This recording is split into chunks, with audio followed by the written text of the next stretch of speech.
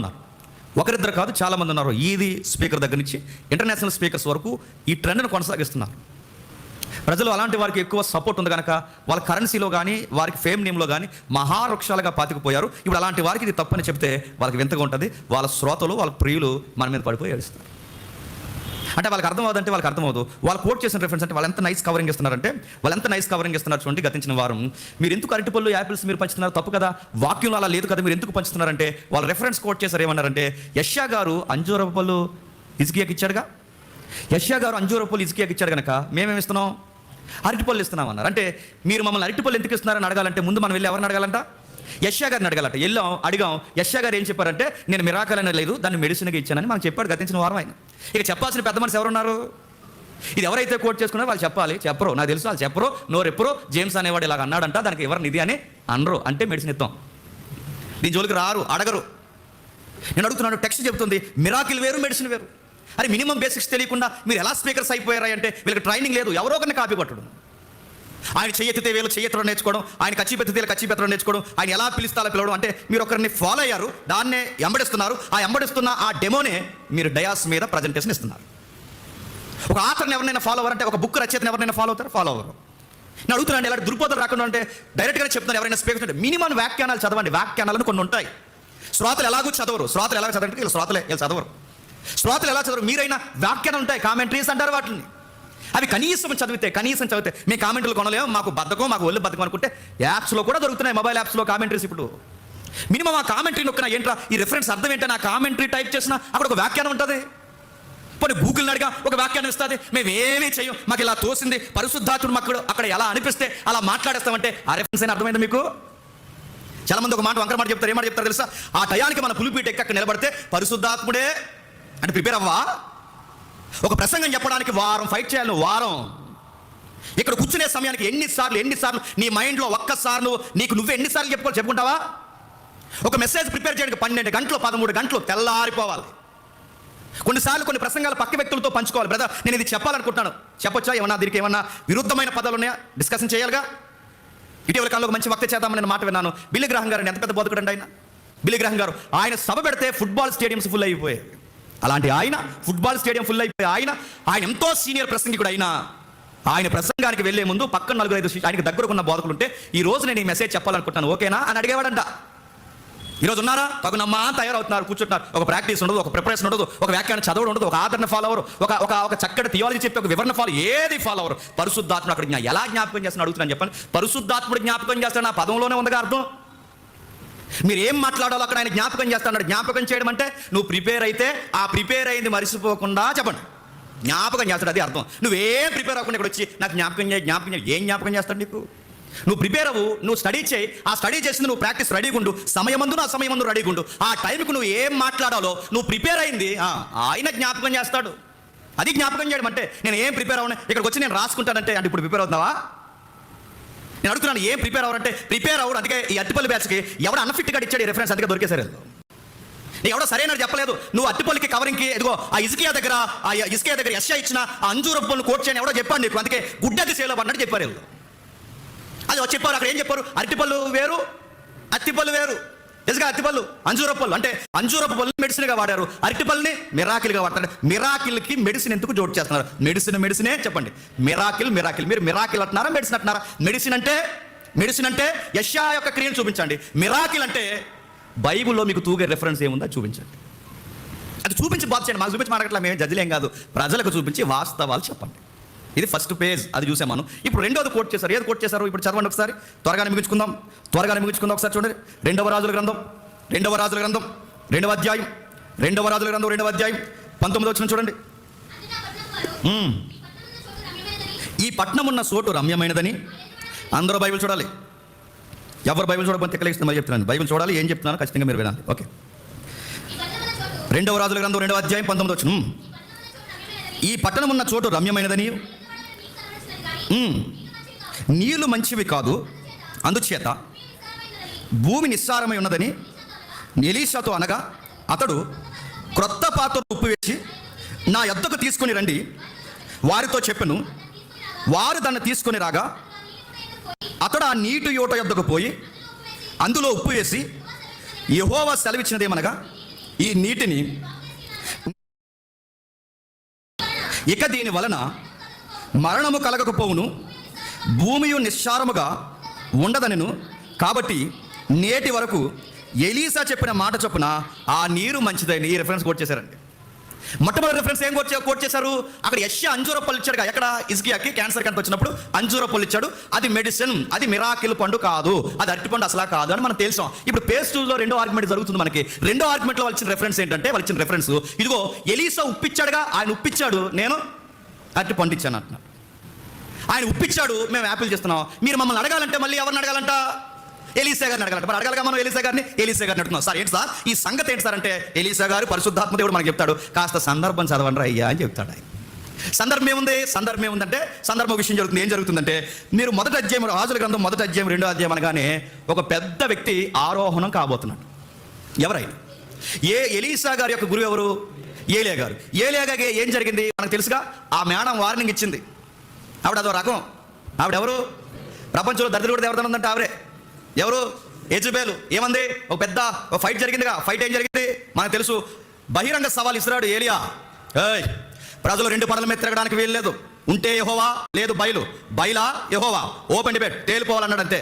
ప్రజలందరూ వచ్చారు, తేల్చేస్తాను ఈరోజు, కడిగేస్తాను ఈరోజు అన్నాడు అంతే. పెట్టమన్న డిబేట్. ఇదిగో మీ దేవుడు సత్యమైతే ఆకాశం నుంచి మెరుపొచ్చి బొగ్గుమని బలిపేట మీద ఉన్న ఈ గంధకాలని, బొగ్గుమని ఈ మాంసాన్ని అగ్ని గంధకాలు ఆహుతి చేయాలి, మెరుపు రావాలి. మీ దేవుడు అయితే, మా దేవుడు అయితే మా దేవుడు మెరుపు పుట్టిస్తాడు. నీ దేవుడు సత్యమైతే నీ దేవుడు పుట్టిస్తాడు. ఇది ఓపెన్ ఛాలెంజ్. రెడీయా అన్నారు. రెడీయా అని తగునమ్మా అని 400 800 మంది అష్టోరత ప్రవక్తులు, బయలు ప్రవక్తులు తయారైపోయారు. సింగిల్ ఒకడు ఉన్నాడు. ఎవరు చెప్పండి? ఫైట్ చాలా చాలా ఫైర్గా జరిగింది. ఫైట్ జరుగుతుంది.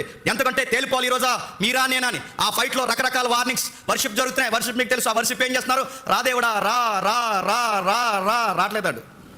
రా వచ్చి మెరుపు పుట్టించి రా రా రా బయలు రా బయలు రా ఉంటాడు. ఎక్కడ ఉన్నాడు? రా రాలేదాడు. మధ్యాహ్నం అయిపోయింది రా రాడు. ఏలియా గారు పైకి లేస్తాడు. హలో ఎదురోయడేమో ఓడు అన్నాడు. ఎవరు? ఆ మాటలు ఉన్నాయి అక్కడ. హలో మీ వాడికి సిగ్నల్స్ అందట్లేదేమో, నెట్వర్క్లో లేడేమో, లేపాల్సిందేమో, ఇంకా పుడి మీద కారం చల్లినట్టు. అసలే అక్కడ జవాబు రావట్లేదు. వర్షిప్ చేస్తున్నారు. వర్షిప్ మీరు చూస్తున్నారుగా, వర్షిప్ చేస్తున్నారు. వర్షిప్ రా బయలు రా రా రా రావట్లేదు. ఈ లోపల ఏలియా గారు వచ్చాడు. రాడు అన్నాడు.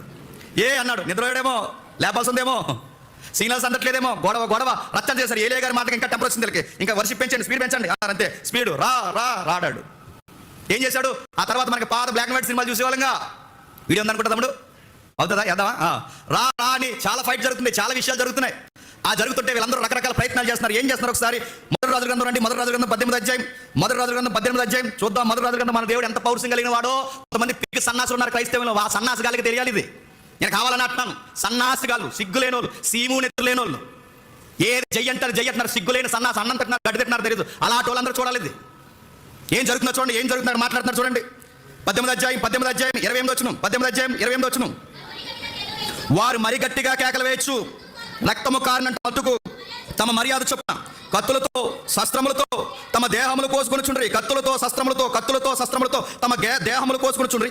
ఈ ప్రకారం మధ్యాహ్నమైన తర్వాత అస్తనైవేద్యం అర్పించు సమయం వరకు ఈ ప్రకటన చేయించు వచ్చి కానీ మాటయును ప్రత్యుత్తరమైన ఇచ్చేవాడు, లక్ష్యము చేయవాడు ఎవడునూ లేకపోను. డేరుగానే చెప్తున్నాను, మొహముఖిగా చెప్తున్నాను, మోటం లేకుండా చెప్తున్నాను. ప్రతి రిలీజన్ లో దేవుణ్ణి పిలిచే ఒక వర్షిప్ ఉంటుంది. ఆ వర్షిప్ ఏంటి చెప్తున్నా? గట్టిగా వర్షిప్ చేస్తారు. ఎంత గట్టిగా అంటే ముందు నార్మల్ వర్షిప్ చేస్తారు. రా అంటారు, రాడు. బ్లాక్ అండ్ వైట్ లో చూపించారు ఎట్లా వస్తారు మూవీలో. రా అంటాడు, రాడు. అప్పుడు దేవుడు రావట్లేదని, అమ్మో ఆ దేవుడు రావట్లేదని ఈ భక్తురాలు లేచిపోయి రా దేవత రాదు, రావా అయితే నేను గంటకేసి కొట్టేసుకుంటాను తల అంటది. అంతే.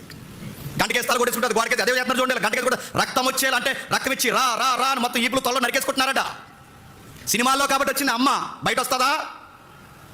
కట్ చేసుకుంటారు, ఏం చేసుకుంటాను డైరెక్ట్గా చెప్తున్నాను నేను. సినిమాల్లో కాబట్టి వచ్చింది. బయట అని అడుగుతున్నాను. ఏది ఎక్కడ వచ్చింది? మిడిల్ ఆసియాలో జరిగిన ఓపెన్ డిబేట్. ఉదయం నుంచి సాయంత్రం వరకు నరుకున్నారు, రాలేదు. గట్టిగా వర్షిప్ పెంచేశారు, రక్తం గారుకుల్లా కొట్టుకుంటున్నారు. రా అని. ఈ మధ్య మన దాంట్లో కూడా వచ్చింది వర్షిప్ పేరుతో తైతెక్కల వ్యవహారాలు ఎక్కువయ్యాయి. ఇది బయలారాధన అంటాను నేను. నువ్వు వర్షిప్ చేసినప్పుడు బైబిల్ ఎత్తి కిందట్టి ఆ బైబిల్ మీద ఎగురుతున్నావు అంటే నీ వర్షిప్ చేస్తున్నప్పుడు నీకు బైబిల్ గౌరవించాలని తెలీదా? నీ బోర్డు వర్షిప్ చేయకపోయినా పర్లేదు, బైబిల్ గౌరవించకపోతే. బైబిల్ గౌరవించు. బైబిల్ కింద ఎక్కడం పైన ఎక్కడం ఇది వర్షిప్పా? తన్మయత్రం చదువుతున్నాడు. తన్మయత్రం గట్టిగా డబ్బులు కొట్టి క్రిస్టియన్లో లాస్ట్కి మ్యూజిక్ పెంచేస్తుంటారు. మ్యూజిక్ గట్టిగా వీడియో వచ్చింది చూసలేదు. గట్టిగా కీబోర్డ్ అయిన దగ్గరికి వెళ్ళి టిన్ను గారు కీబోర్డ్ అయిన దగ్గరికి వెళ్ళి గట్టిగా పాడేవాడు గట్టిగా ఇంకా వాటిలో పడిపోన్నాడు అంటాడు. ఇదా వర్షిప్ అంటే? ఇదే చేస్తున్నారు వాళ్ళు. అక్కడ జరిగింది ఇదే. గట్టిగా పాడాడట, రాలేడు. పక్క జరగండి, నేను పిలుస్తాను అన్నాడు. ఏం జరిగింది చూడండి ఒకసారి. సౌండ్ అవుద్దా? ఒకసారి పెట్టండి. ఒకసారి ఒక వ్యూ, ఒక 3D వీడియో చూడండి ఒకసారి.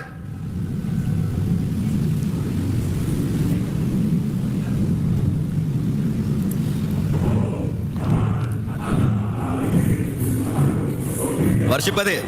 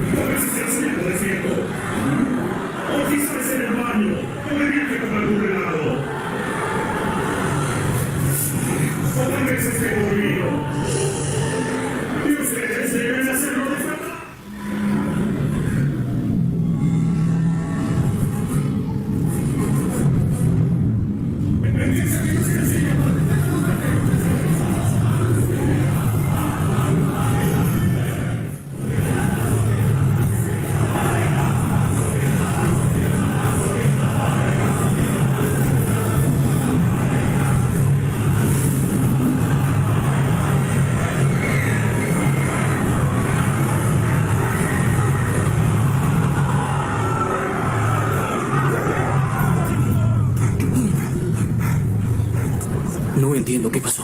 Es muy extraño. Just super book video అది.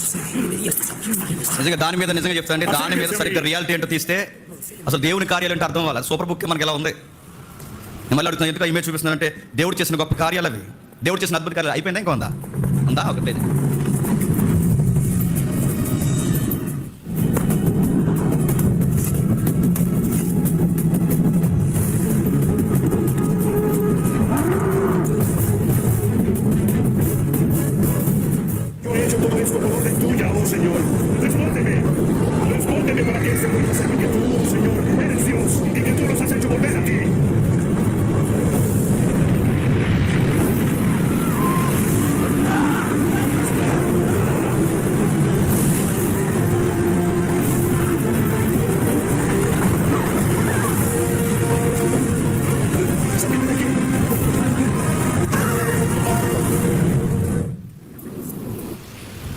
ఇది జస్ట్ ఇమేజ్ మాత్రమే.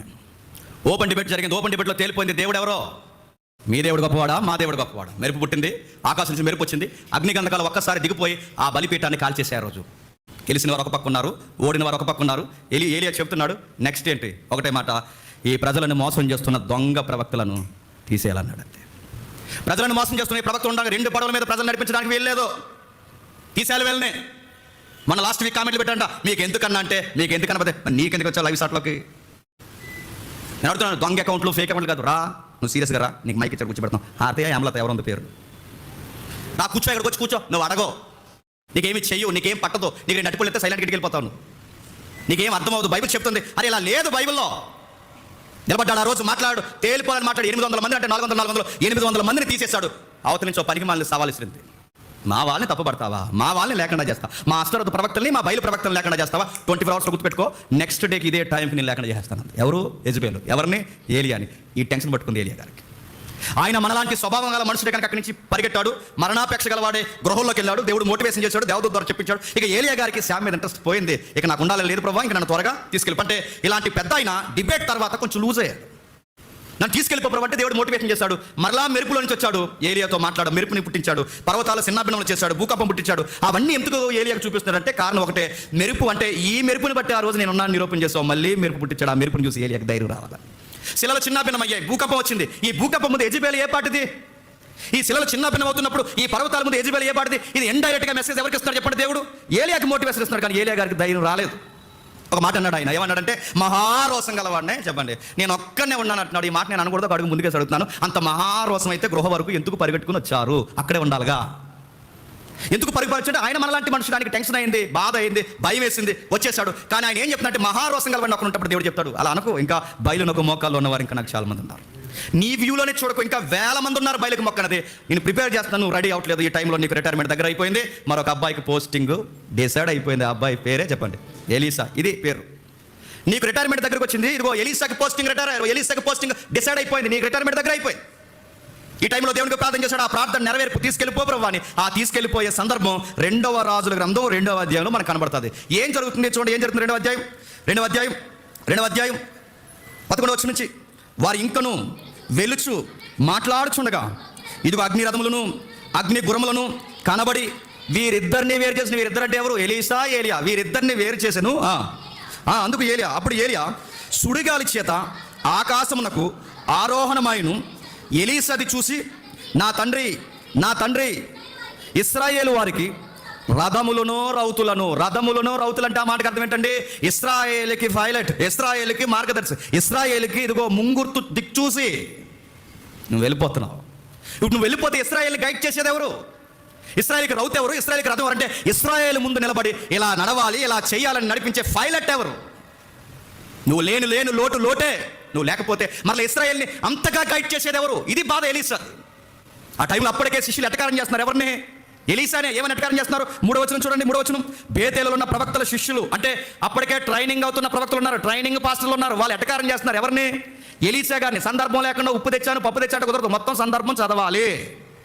సందర్భం ఏంటో సందర్భంలోంచి వాక్యాన్ని చూడాలి. ఉప్పుకి అట్టిపల్లికి సంబంధం లేదు, సంబంధం లేని వాటికి కలిపితే అడ్డంగా దొరుకుతారు, దేవునికి లెక్క చెప్పుకోవాలి. క్రమానుగతంగా బైబిల్ చదవాలి. ఇదిగో ఇక్కడ ఏం జరుగుతుంది? ఆ శిష్యులు ఎటకారం చేస్తున్నారు. బేతేలులో ఉన్న ప్రవక్తల శిష్యులు ఎలీసా యొద్దకు వచ్చి, నేడు యెహోవా నీ యొద్ద నుండి నీ గురువును పరమునకు తీసుకొని పోవునని నువ్వు ఎరుగుదువా అంటే వీళ్ళు ఎరిగితే ప్రవక్తలకి కొన్ని విషయాలు ముందే తెలుస్తాయి. ఈ ప్రవక్తలు కాదు, మళ్ళీ ఫ్యాన్ వస్తుంది, ఆ ప్రవక్తలు కాదు. అర్థం? ప్రవక్తలు అనే కేటగిరీ ఎక్కడ వరకు, ఎంత ప్రవక్త అనే కేటగిరీ దేనికి వర్తిస్తుంది? పునాదని దేనిని అన్నాడు? కొన్ని ఉన్నాయి అయ్యా, థియలాజికల్ స్టడీ అంటారు దాన్ని. ప్రవక్తల భాగం అంటే ప్యాటర్న్ కనబడుతుంది. ప్రవక్తల కాలం, అపోస్తుల కాలం, ప్రవక్తల కాలం అంటే క్రీస్తు మూలరాయి, ప్రవక్తలు, అపోస్తులు, ఇప్పుడు సువార్థికులు.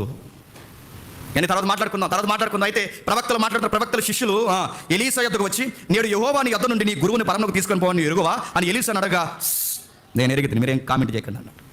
నాకు తెలిసి ఇప్పుడు డిస్కషన్ మీతో కాదు, నాకు మా గురువుతో. గురువా నువ్వు ఎక్కడికి వెళ్తున్నావు? ఈ రోజు నేను అస్సలు వదలను, ఎందుకంటే నేను ప్రవక్తల శిష్యుల్లో ఒక శిష్యుని కనుక నాకు కూడా తెలుసు ఈ రోజు రేపు నేను యెహోవా తీసుకెళ్ళిపోతాడని. ఎలీసాకు చెప్తున్నాడు గురువు అయిన ఏలియా గారు, నువ్వు ఎక్కడ ఉండంటే ఈ రోజు నేను ఎక్కడికి వదిలిపోను, నేను నీతోనే ఉంటాను అన్నాడు. మంచి శిష్యుడు అండి ఆయన. ఇంకా ఏం జరుగుతుంది? 7వ వచనంలో చూడండి, ఇంకా ఏం జరుగుతుందో. ప్రవక్తల శిష్యులలో 50 మంది దూరం నిలుచుండి చూచుచుండగా, 5వ వచనం చూద్దామా? 5వ వచనం చూడండి. 5వ వచనం. యెరికోలో ఉన్న ప్రవక్తల శిష్యులు ఎలీషా యొద్దకు వచ్చి, నేడు యెహోవా యొద్ద నుండి నీ గురువుని పరమునకు తీసుకొని పోవునని నువ్వు ఎరుగుదువా అని ఎలీషా అడగగా, నేను ఎరుగుదును, మీరు ముందు సైలెంట్గా ఉండండి అన్నాడు. ఆయన వెళ్ళిపోతాడని నాకు తెలుసు, మీకు తెలుసు. ఏం జరగబోతుందో నేను ఎదురు చూస్తున్నాను, మీరు ఏం మాట్లాడకండి, ఈ రోజు నా గురువుని వదలను. గురువు ఎక్కడికి వెళ్తే అక్కడికి వెళ్తున్నాడు. 7వ వచనంలో ఏం కనబడుతుంది? మరలా ప్రవక్తల శిష్యుల్లో 50 మంది దూరం నిల్చుండగా వారిద్దరూ యోర్దాను దగ్గర నిలిచింది. అంటాడు ఏలియా తన దుప్పటి ఒకటి తీసుకొని నీటి మీద కొట్టగా నీరు అవతలకి యువతలకి పాయలైపోయిన. ఒకసారి మీరు ఊహించండి. మళ్ళీ నేడో రేపు కొత్త ప్రసంగం వస్తుందేమో, ఏలి అక్కడ దుప్పటి ఉపయోగించాడు, మేము మళ్ళీ ఇంకొకటి ఉపయోగిస్తున్నాం అనకండి. మీకు డ్రైనేజీలు కూడా పాయలు అవ్వని మళ్ళీ చెప్తున్నాను. ఏలి అక్కడ దుప్పటి ఉపయోగించాడు, మేము ఏదో ఆబ్జెక్ట్ ఉపయోగిస్తామంటే ఆబ్జెక్ట్ ప్రతి దానికి కాజ్ ఉంది, కాజ్ అండ్ ఎఫెక్ట్ ఉంది, అది నీకు టెక్స్ట్లో తెలియాలి. ప్రతి దాన్ని కలిపేసుకుంటే కుదరదు. నెక్స్ట్ ఎందుకు వెళ్ళారు? విషయం జరిగింది. ఏలియా వెళ్ళిపోతున్న వైను ఆయన చూశాడు, బాధపడుతున్నాడు. అయ్యా నువ్వు వెళ్ళిపోతే తర్వాత ఎవరు? దుప్పటి కింద పడింది, ఆ దుప్పటి కిందకి వచ్చింది. నెక్స్ట్ ఎవరు? ప్రవక్తలందరూ చూస్తున్నారు. ఆ ప్రవక్తల శిష్యులు కూడా అర్థం చేసుకోవడం కన్నా అపార్థమే. నెక్స్ట్ నీ గురువు వెళ్ళిపోతే నెక్స్ట్ నీ ఫ్యూచర్ ఏంటి? నీ భవిష్యత్తు ఏంటి? నీ స్టాండింగ్ ఎక్కడా కాదు, ఎక్కడే అని చెప్పాలి. ఎవరు చెప్పండి? ఎలీసా. నేను ఎక్కడికి పోను, నా ప్రేయర్ రిక్వెస్ట్ ఉంది, నా దేవుడికి నేను ప్రేయర్ చేశాను. ఏలియా ఆత్మలో 2 పాలు నాకు కావాలని ప్రార్థన చేశాను. ఆ ఆత్మ నా మీదకు దిగును గాక, నేను ఎక్కడే ఉంటానన్నట్టు ఒక షరతు, ఒక ఇమేజ్, ఒక సైన్, ఒక నిబంధన ప్రజలకు కనబడాలి, ఈ శిష్యులకు కనబడాలి. ఆ కనబడేలా ఏలియా ఆత్మ ఎక్కడికి పోలేదు. ఏలియా వెళ్ళిపోయాడు, కానీ ఏలియా ఆత్మ ఇజ్రాయేల్ని వదలలేదు అనడానికి ఇప్పుడు ఒక గుర్తు ఒకరిలో కనబడాలి. ఆ ఒక్కరు ఎవరు చెప్పండి? ఎలీసాకి ఏం కనబడుతుంది చూడండి. 13వ వచనం నుండి. మరియు ఏలియా దుప్పటి క్రింద పడగా అతడు దాన్ని తీసుకొని యోర్దాను ఒడ్డునకు వచ్చి ఒంటి మీద నుండి క్రింద పడిన దుప్పటి పట్టుకుని నీటి మీద కొట్టి, ఏలియా యొక్క దేవుడైన యెహోవా ఎక్కడున్నాడు? ఎప్పటి వరకు ఏలియాతో ఉన్నావు, ఎప్పటి వరకు ఏలియా కార్యాల్లో ఉన్నావు, ఇప్పుడు ఇంకా ఉన్నావా? ఏలియా ఉన్నప్పుడు ఏలియాతో పాటు నీ ఉనికి కూడా ప్రభువా ఎక్కడి నుంచి వెళ్ళిపోయిందా లేదని కన్ఫర్మ్ చేయడానికి ఎలీసా అడుగుతున్న క్వశ్చన్ ఏంటి చెప్పండి? ఏలియా దేవుడు ఎక్కడున్నాడు? దేవుడు ఇప్పుడు రుజువు కావాలి. ఎక్కడికి వెళ్ళలేదు, ఎక్కడే ఉన్నాడు అంటే విట్నెస్ ఏంటి తెలుసా? అదే దుప్పటి మడత పెట్టి తిరగేసి అదే నదిని కొడితే మళ్ళీ నది ఏమైంది? పాయిల్ అయిపోయింది. అంటే ఎప్పటి వరకు ఏలియాతో ఉన్న దేవుడు ఎలీసాతో ఉన్నాడు అనడానికి అదొక డిక్లరేషన్, గుర్తుపెట్టుకోండి. నీతో నేను ఉన్నాను, ఇప్పటివరకు నీ గురువుతో ఉన్నాను, ఇప్పుడు నీతో ఉన్నాను, ఎల్లప్పుడూ మీతో నేను ఉంటాను. ఇప్పుడు ఏలియా వెళ్ళిపోయిన లోటుని ఎవరు భర్తీ చేస్తారండి? ఎలీషా భర్తీ చేస్తారంటే ఏలియా లేని లోటు ఇశ్రాయేలుకి రథములో రౌతైనా ఇప్పుడు ఆ ఇశ్రాయేలుకి రథము రౌతు ఎవరు అవుతున్నారు? ఎలీషా అవుతారంటే గురువుకు తగ్గ శిష్యుడు అంటే ఏలియా లేకపోయినా ఏలియా లాంటి మళ్ళీ ఆ పవర్ఫుల్ మినిస్ట్రీ ఎవరు కొనసాగిస్తున్నారు? ఎలీషా కొనసాగిస్తున్నాడు. ఇప్పుడు విషయం జరుగుతుంది, టెక్స్ట్లోకి వస్తున్నాం కిందికి. అతడు ఆ దుప్పటితో నీటిని కొట్టగా ఇటు అటు విడిపోయినందున ఎలీషా అవతల ఎటునకు నడిచిపోయిను. ఎరుకో దగ్గరుండి కనిపెట్టున్న ప్రవక్తల శిష్యులు అతను చూసి ఏలి ఆత్మ ఎలీషా మీద నిలిచి ఉన్నదని చెప్పుకొని అతను ఎదుర్కొన్న పోయి అతనికి సాష్టాంగ నమస్కారం చేశారు. ఇందాక వరకు ఏమని కామెంట్ చేశారండి? బ్యాచ్ అంతా ఏడి వెళ్ళిపోతాను, నెక్స్ట్ నీ ఫ్యూచర్ ఏంటి, మీ గురుగారు వెళ్ళిపోతాను, నెక్స్ట్ నీ జాబ్ ఏంటి, అన్ని వదిలేసి వచ్చేసావు, నెక్స్ట్ నీ గురుగారు వెళ్ళిపోతాను, నెక్స్ట్ నీ జాబ్ ఏంటి, తర్వాత ఏంటి నీ పొజిషన్ ఏంటంటే ఎలీసాకి కరెక్ట్ వ్యూ ఉంది, ఎలీసా గారికి కరెక్ట్ నిర్ణయం ఉంది, నా గురువు వెళ్ళిపోయినా నా గురువు సేవను నేను కొనసాగించాలని ఆశ ఆయన గుండెల్లో ఉంది. కనుక ముందు మీరు సైలెంట్ ఉండాలి, ఏం చేయాలి తెలుసు అన్నాడు. ముందు మీరు సైలెంట్గా ఉండాలి, సైలెంట్గా పెట్టాడు. ఆ ఎలీసా చూపిస్తున్న ఇదిగో ఎలీసా మాటలతో చెప్పలేదు, మరి చేతలతో చూపించాడు. ఏమని చూపించాడు? ఇదిగో ఏలియా నడిపించిన ఆత్మదేవుడు నాతో ఉన్నాడని ఎలీసా చూపించాడు. అంటే 1 by 1 అంటే ఈ 2వ అధ్యాయం అంతా చదువుతుంటే మనకి ఏమర్థమవుతుంది? ఎలీసాని సేవలో దేవుడు ఏం చేస్తాడు చెప్పండి? దృఢపరుస్తున్నాడు, నిలబెడుతున్నాడు. ఈ దృఢపరిచి నిలబెడుతున్న ఈ కార్యక్రమం అంటే ఎర్లీ మినిస్ట్రీ స్టార్ట్ అయింది. ఇప్పుడు ఏలియా గారు ఉన్నంతసేపు వేరు, ఇప్పుడు ఇండివిజువల్ ఎర్లీ మినిస్ట్రీ స్టార్ట్ అయింది. ఇప్పుడు ఈ నూతన సేవలో ఇప్పుడు ఏలియా తర్వాత ఇక ఎలీసా అని కన్ఫర్మ్ అవడానికి ప్రవక్తలందరికీ గుర్తేంటి? ఆ మడత పెట్టు కొట్టాడు చూసారా ఆ దుప్పటిని నది మీద, ఆ దుప్పటితో కొట్టినప్పుడు వాళ్ళకి అర్థమైపోయింది ఏలియా దేవుడు ఎలీసాతో ఉన్నాడు. వీళ్ళకి అర్థమైంది, పబ్లిక్ అర్థం అవ్వాలిగా. ఈ సీన్ అంతా ఎక్కడ జరుగుతుంది? సీన్ ఆఫ్ అఫెన్స్ అంతా ఎక్కడ? అఫెన్స్ అనకూడదు, ఈ సీన్ ఆఫ్ గ్రాఫ్ అంతా ఎక్కడ? ఎరుకో టౌన్ దగ్గర జరుగుతుంది. ఎక్కడ? ఎరుకో. ఆ ఎరుకో దగ్గర వచ్చిన గొడవే ఉప్పు గొడవ. ఎరుకో దగ్గర అంటే ప్రవక్తలకు అర్థమైంది. తర్వాత విషయం కిందకి వచ్చాడు, కింది భాగాలు దిగిపోయినప్పుడు ఆ ఎరుకో దగ్గర ఏం జరుగుతుంది? ఇప్పుడు చదవండి 19వ అధ్యాయం 19 వచ్చిన. అంతటా ఆ పట్టణపు వారు ఏంటట? ఆ పట్టణపు వారు ఈ పట్టణం ఉన్న చోటు రమ్యమైనదని మా ఏలినవాడైన నీకు కనబడుచున్నది. కానీ పట్టణపు వారంటే ఏ పట్టణపు వారండి వీళ్ళు? ఎరుకో పట్టణపు వారు. ఎరుకో గురించి ఆలోచిస్తున్నప్పుడు ఆవిడ గురించి తెలుసుగా, బిఫోర్ లాస్ట్ వీక్ అంతకుముందు మనం విన్నాం ఆవిడ గురించి. ఎవరావిడ? ఆదామా? రాహాబు కోసం విన్నాం. అంటే రాహాబు గారు ఊరిదే. ఏ ఊరు? ఎరుకో. ఆ ఎరుకో దగ్గర జరుగుతున్న సీన్లు అంటే రాహాబు గారు టైం లైన్లో ఏదో జరిగింది, ఆ జరిగిన ఎఫెక్ట్ మళ్ళీ ఇక్కడ రికార్డ్ చేయబడుతుంది. ఏం జరిగింది ఆ టైంలో? ఎరుకో పట్టణస్తులు అందరూ వచ్చాయా, మా టౌన్ ఆ ఇమేజ్ చూపించముడు, మా టౌన్ చూడడానికి బాగానే ఉంది కానీ, మా పట్టణం చూడడానికి బాగానే ఉంది కానీ మా భూసారంలో ఉన్న నీళ్లు బాగోవు, మాకు మంచి నీళ్ళు ఏవి లేవయ్యా, అసలు నీళ్లు పడవు మాకు. ఒకవేళ నీళ్లు పడిన వృక్షాలు పండవు, పంటలు పండవు, జంతువులు ఏనవు. బాగా జంతువులు అవి గర్భస్రావం అంటే గర్భాలు దాల్చవు. జంతువులే కాదు, చివరికి మా స్త్రీలు కూడా గర్భాలు దాల్చరు. ఈ యొక్క చరిత్ర లేదా ఈ బాధలన్నీ ఎరుకో పట్టణస్తులు ఎదుర్కొన్నారట. ఈ చరిత్ర బయట నమోదు చేయబడింది. మరి ఇక్కడ లేదు కదా జంతువులు గర్భాలు రాలేదని, అలాగే ఇంకెవరికి స్త్రీలు కూడా గర్భాలు రాలేదని, ఆ వాటర్ ప్రాబ్లం వల్ల పంట వృక్షాలు నష్టపోయాయని ఎక్కడ లేదు కదంటే యూదులకి చరిత్రకారుడు ఒక ఆయన ఉన్నాడు. ఎవరైనా? జోసఫస్ అంటారు. యూదుల చరిత్రకారుడు ఎవరు? జోసఫస్ ఏమని చెప్పాడు చూడండి, ఈ టెక్స్ట్ అక్కడ రికార్డ్ చేస్తూ ఆ టెక్స్ట్ లో మనకు రాశాడు. చరిత్రలో వాళ్ళ ఊర్లో ఏం జరుగుతుంది అక్కడ రాశాడు జోసఫస్. అది చదవండి, చదువుతాం ఒకసారి. నేలను నిర్మానుష్యముగా మరియు ఫలించినదిగా చేసిన జలాలు అంటే అక్కడ భూగర్భంలో ఉన్న నీళ్ళు ఏం చేసేట? భూమిని నిస్సారంగా చేస్తే జోసఫస్ చెప్పిన హిస్టరీ ఇది. యూదుల చరిత్రకారుడు చెప్పిన చరిత్ర ఇది, నేను రాసుకొని వచ్చిన చరిత్ర కాదు. జోసఫస్ అనే చరిత్రని ప్రతి చరిత్రకారుడు అంగీకరిస్తారు. ఆయన చెబుతున్నాడు ఆ ఏరియాలో ఎరుకోలో నీళ్లు భూగర్భపు జలాలు ఎలా ఉండేవంటే చదువు. చెట్లు దాని వల్ల వాటి పండ్లను గర్భస్రావం చేస్తాయి. అయితే అవి స్త్రీలు మరియు జంతువులకు. ఇవి ట్రాన్స్లేషన్ భాష అలా ఉంది, ఇంగ్లీష్ తెలుగు డబ్బింగ్ అయితే అలా ఏడిసింది. ఏదో అర్థం చేసుకోండి, చదవండి. అయితే అది స్త్రీలు మరియు జంతువులకు కూడా గర్భస్రావం అయ్యేలా చేసిందని జోసఫస్ చెప్పాడు. ఎవరు చెప్పాడు? జోసఫస్ అంటే ఎవరండి? చరిత్రకారుల్లో పేరు మోసిన చరిత్రకారులో ఒకడు యూదుల చరిత్రకారుడు జోసఫస్. అంటే ఆ ఏరియాలో ఉన్న చేదు నీళ్ళు అనగానే జస్ట్ చేదు నీళ్ళు అనుకోకండి, తాగితే ఆ చేదు నీళ్ళ వల్ల పంటలు పండలేదు, పంటలు కూడా కూలిపోయాయి, చెట్లు కూడా ఫలించలేదు, జంతువులు కూడా ఏం లేదు. చాలా కాలం నుంచి ఆ ల్యాండ్ మీద ఉన్న స్త్రీలకి పిల్లలు పుడతలేదు. ఆ నీరు వల్ల అంత ఎఫెక్ట్ అయ్యారు వాళ్ళు. ఇప్పుడు ప్రశ్న, అంత ఎఫెక్ట్ ఎందుకు అయ్యారు? ఆ ల్యాండ్ మీద శాపం ఉంది. ఎవరు పెట్టారు ఆ శాపం? యెహోషువ పెట్టాడు. ఎవరు పెట్టారు? యెహోషువ. ఎక్కడ ఒకసారి చూడండి, యెహోషువ గ్రంథం చూద్దాం. యెహోషువ గ్రంథం 6వ అధ్యాయం 26వ వచనం. యెహోషువ గ్రంథం 6వ అధ్యాయం 26వ వచనం. త్వరగా. జనుల చేత శబదము చేయించి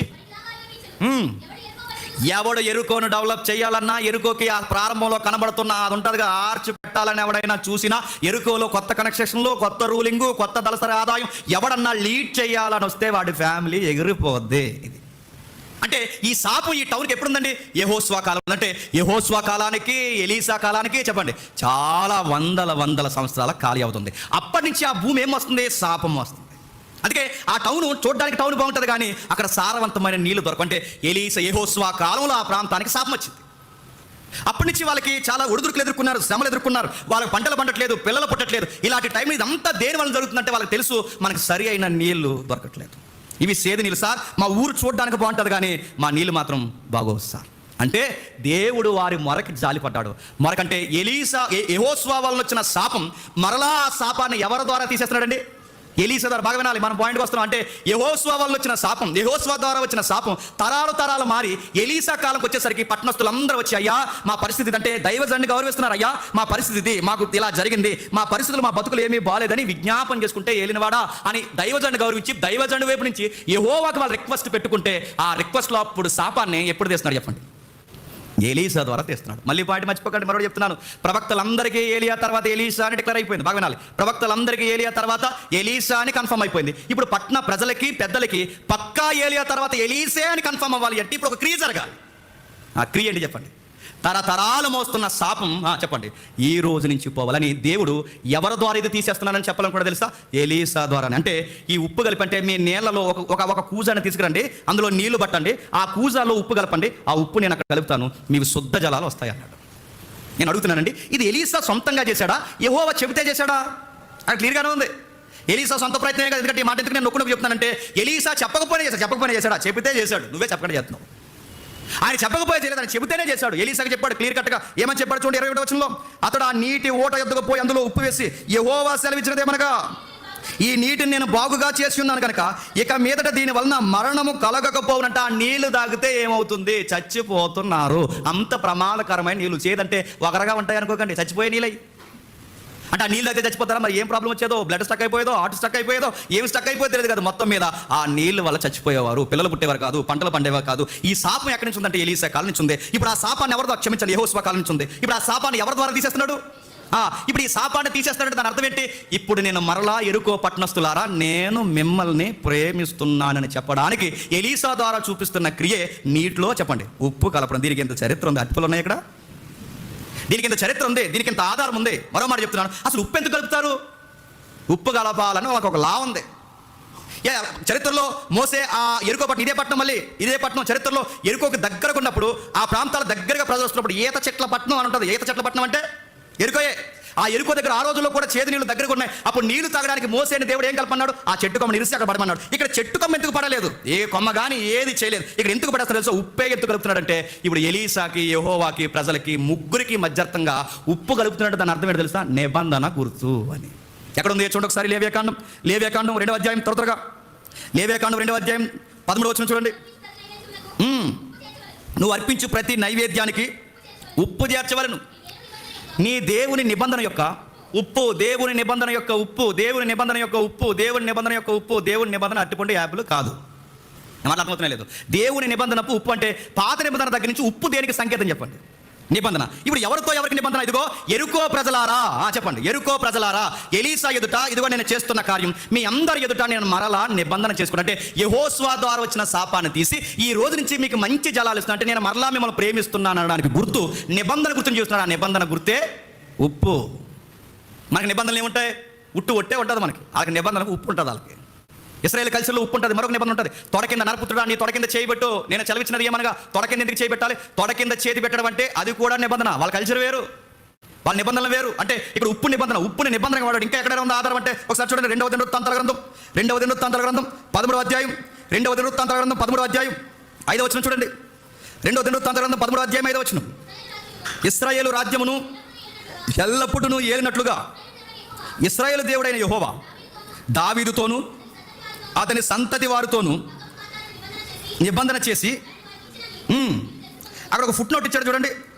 భంగము కాలజాలని దానికి ఫుట్ నోట్ ఇచ్చాడు చూడండి. ఉప్పు నిబంధన. దావీదుతో ఇశ్రాయేలుతో కూడా నిబంధన చేసుకున్నప్పుడు ఇంకా నేను మిమ్మల్ని ఏమీ అనను, మిమ్మల్ని మంచిగా చూస్తాను, మిమ్మల్ని హతులు కాకుండా చూస్తాను అనడానికి నిబంధనకి ఏం వాడుతున్నాడండి? ఉప్పు.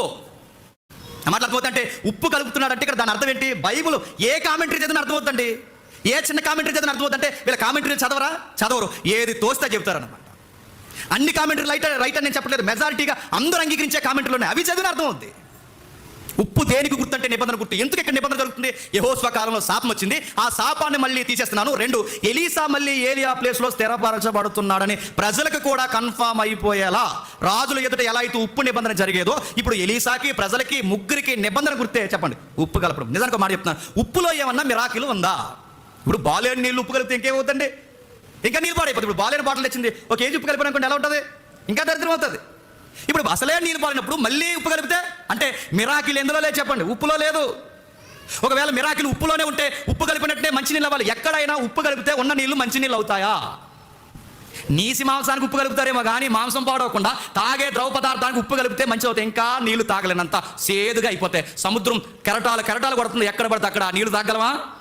అంటే ఇప్పుడు మిరాకిల్ ఎందులో లేదు? చెప్పండి, ఉప్పులో లేదు. ఉప్పులోనే మిరాకిల్ ఉంటే ఉప్పు కలిపినట్టే వీళ్ళు ఎప్పుడో ఉప్పు కలుపుకుని తాగేద్దరు. అంటే ఉప్పులో లేదు. చెప్పండి, ఉప్పుడు నిబంధన చేసిన నిబంధన వెనకున్నా చెప్పండి దేవుళ్ళు. నేను ముగించేస్తున్నా త్వరగా. ఇప్పుడు ఇదంతా మీరు విన్న తర్వాత అంటే మరి ఆ రోజు అది నిబంధన, ఆ రోజు ఉప్పు నిబంధన, ఈ రోజు ఇలా పిల్లలు పడతాయి అనడానికి అట్టిపొడి నిబంధన అంటారేమో. మళ్ళీ ఇదో గొడవ. అందుకే నేను నొక్కు చెప్తున్నాను, ఎలీసాకి చెప్పాడు పట్టుకెళ్ళమని, నీకు చెప్పాడా? ఎలీసాకి పర్టికులర్గా చెప్పాడు, మీకు చెప్పాడా? దావీదుకి చెప్పాడు, ఎలీసాకి చెప్పాడు. ఉప్పు సందర్భాల్లో చాలా చెప్పారు, ఇంకా రెఫరెన్స్ ఉన్నాయి. అసలు ఎలీసా లైఫ్లో చాలా ఉన్నాయి. కోట్ చేసుకుంటే వీళ్ళు కోట్ చేసుకుంటే అవి ఏం కోట్ చేయలేదు, అడ్డంగా దొరకడం ఇది ఒకటే కోట్ చేసుకున్నారు. ఇంకా ఉన్నాయి, నేను తీద్దాం అనుకున్నాను కానీ ఇంటికి మళ్ళీ అంత సాగదీసినట్టు ఉంటుందని. ఇంకా కోట్ చేయడానికి చాలా ఉన్నాయి కానీ అడుగుతున్నాను, ఎలీసాకి యెహోవా చెప్పాడు, మీకు అట్టిపళ్ళు పంచమని యెహోవా చెప్పాడా? అహరోను, మోసే ఆ కర్రను తీసుకోండి చెప్పాడు, కర్రను తీసుకోమని చెప్పాడు, ఉప్పుని తీసుకోమని చెప్పాడు. ప్రతి దిక్కున ఏదో ఒక సందర్భంలో దేవుడు చెప్పాడు. కొన్ని విషయాలు ప్రవక్తలు సొంతంగా వాడితే కొన్ని మెడిసిన్గా వాడారు. ఈ క్లారిఫికేషన్ ఎక్కడెక్కడికే మనకు ఉందగా. నేను అడుగుతున్నాను, మమ్మల్ని కూడా తీసుకోమన్నాడంటే నేను అడుగుతున్నాను, ఎలీసాతో పోల్చుకోవడానికి ఏలియా గారు మీ ముందు గురువు గారు ఎవరైనా ఉన్నారా? ఒక సందర్భం అప్లై చేసుకున్నామంటే అన్నీ అప్లై అవుతాయి కదండి. అందుకే నేను త్వరగా ముగించేస్తున్నాను. 2వ అధ్యాయం 19 చదవండి. అంతటా పట్నపు వారు, నా ఏలిన వాడైన నీకు కనబడుచున్నది కానీ నీళ్లు మంచివి కాదు, అందుచేత భూమియు నిస్సారమై ఉన్నది. ఎలీసాతో అనగా కొత్త పాత్రలో ఉప్పు వేసి, ఒక వ్యాఖ్యానికి అర్థం అన్నాడు, కొత్త పాత్ర ఎందుకన్నాడంటే ఇప్పుడు కొత్త పాత్రను నేనే అని సింబాలిక్గా చెప్పడానికి అని కూడా అన్నాడు. అది జస్ట్ వ్యాఖ్యానమే, అది తీసుకోండి తీసుకోకపోండి. కానీ మనకు కావాల్సింది కొత్త మినిస్ట్రీ, కొత్త పాత్ర, కొత్త నిబంధన. మీ పాత రోత జీవితాలు ఇక దేవుడు పూర్తిగా మార్చేస్తాడు. యెహోవాయే నీళ్ళు ఇస్తున్నాడు, మీరు బయలు వల్ల జీవింపబట్టలేదు. యెహోవాయే ఏకైక దేవుడు ఎందుకంటే మాత్రమే అని చెప్పాడు. ఇప్పుడు చెప్పండి, దీని వెనకాల ఎంత చరిత్ర, దీని వెనకాల ఎంత నేపథ్యం, దీని వెనకాల దీనికి ఒకదానికి ఒకటి ఒక ప్రవచనం, ఒక శాపం, విడుదల ఇంత ఉంది ఉప్పుకి సంబంధించి. ఇదేమీ ఆలోచించకుండా ఎలీసా ఉప్పు కలిపాడు కానీ నేను ఉప్పు కలిపానంటే అంటే ఇప్పుడు గర్భాల్లో ఉన్న వాళ్ళందరూ శాపాలతో ఉన్నారనా? ఏమని కంపేర్ చేయాలి? అంటే దేన్ని ఎలా కంపేర్ చేసుకోవాలంటే వీళ్ళు తరతరాలుగా శాపాలు మోస్తున్నారనా? ఏమనుకోవాలి దీన్ని? దాన్ని ఏమని కంపేర్ చేయాలి? అందుకే మీకు రెఫరెన్స్ కంపేర్ చేసే ముందు 100 సార్లు ఆలోచించండి. టైం అయిపోయింది, మనకి 3వ ఉండిపోయింది. ఆయన గురించి కంపేర్ చేయడం అనవసరం లేదు, ఎందుకంటే